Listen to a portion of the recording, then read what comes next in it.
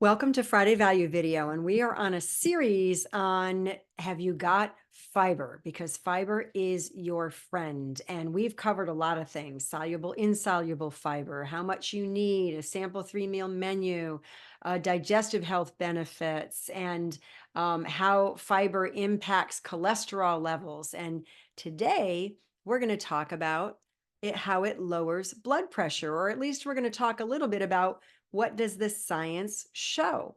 Now, there is a growing body of evidence from a diverse range of studies, and they span all locations of the globe, and they encompass all different types of fiber.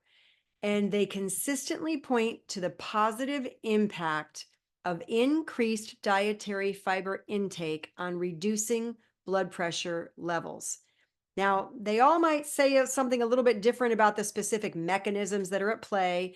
It might vary, the magnitude of the effects, how much does it differ based on factors like how long the study was done, the type of fiber that was consumed, the amount of fiber or the dosage that was consumed.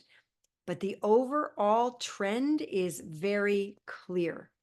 The trend holds true for those who even have conditions like type 2 diabetes or metabolic syndrome, which is basically X or pre diabetic. And then, of course, hypertension, high blood pressure, as well as for broader population groups, those who may not yet have it, and hopefully it would keep them from getting it. So, here is just one study that looked at 83 studies. So this was a meta-analysis, almost 6,000 participants. And what they saw is we've got systolic blood pressure and diastolic blood pressure. And for those of you who may not be aware of what that means, systolic is the pressure that is measured when your heart is forcing the blood, like pumping, literally contracting to squeeze the blood through the system.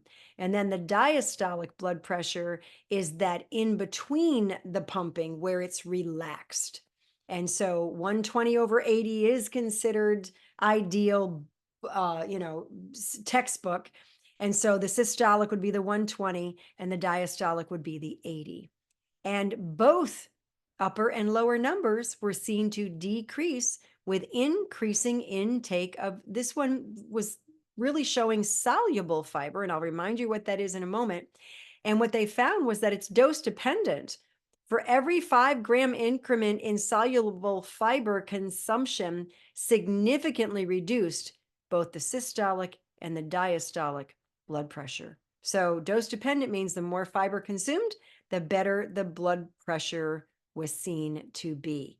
And just a reminder on the fiber, the soluble and insoluble, there are two types.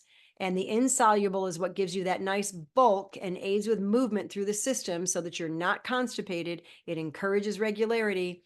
All plants, especially vegetables and grains and rice, which is a grain, are full of insoluble fiber. But soluble fiber is what's seen to reduce cholesterol levels and helps keep blood sugar levels stable. And what is seen improves blood pressure. And beans, fruits, oats are especially good sources of soluble fiber. But no, it's both types of fiber in most plants. But we want to get the ones that are going to give us the most bang for our buck.